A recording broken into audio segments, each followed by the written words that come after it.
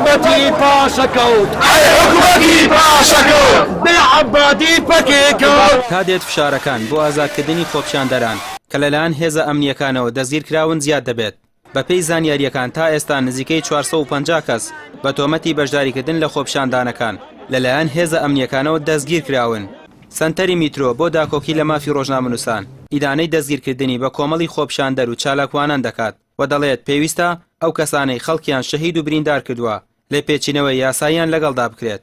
زۆر ئیجراعاتی نایاسایی ئەکرێت لەم شارە و لیژنەی ئەمنیە بێ بیرێ بکاتەوە ینی تاکەی ئەمە بەردەوامە بێ تاکەی زومی کامێرە وەکو دوژمن تەماشاگەن تاکەی ڕۆژنامەنووس وەکو دوژمن تەماشاگەنەوە هێزە ئەمنیانە نەک زومی کامێرە خەڵک مۆبایلی پێ ناتوانێت بە ئازادی قسە بکات لە ناو جارگەی شاری سلێمانی وازان تەسویریانەکەن.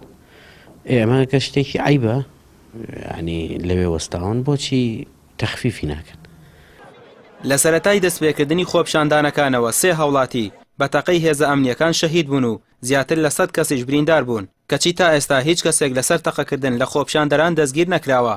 کەساتی ڕۆشنبیرانی سلێمانی مافی تەواو بە هاوڵاتیان دەدەن و پشگیری داواڕەوەکانیان دەکەن دەڵێن دۆخی ژیانی هاوڵاتیان ئێجگا زۆر خراپە ناڕەواژ نییە خەڵک داوای مافی خۆی بکات. بە سلێمانی پەلاماری هیچ بنکە و بارگای نەدراوە بەڵام ئەسکەرتارەتێکی تەواو بەسەر شاری سلێمانیا فەرز کراوە. ئەمە دلیلیەوەی ئەمە بەڵگەی ئەوەیە کە ئەو توندوتیژانەی کە ڕووی داوە بەشێکی پێچێت دەستێک بێ کە مەبەستی بووبێ کە خۆپیشاندان بەلاڕێدا بێت کە ئەمە ئەجەندای خۆپیشاندەران و ئەجەندای ئەو کەسانە نییە کە بە شێوەی مەدەنی ویستویانە داخوازەکانی خۆیان بخەنە بەردەمی دەسەڵات و شەقام بجوڵێنن. ئەم توندوتیژی و تەقەکردن بەسەر خەڵکا و هێنانی هێزێکی بێشومار ئەمە چ پاساوێکی هەیە.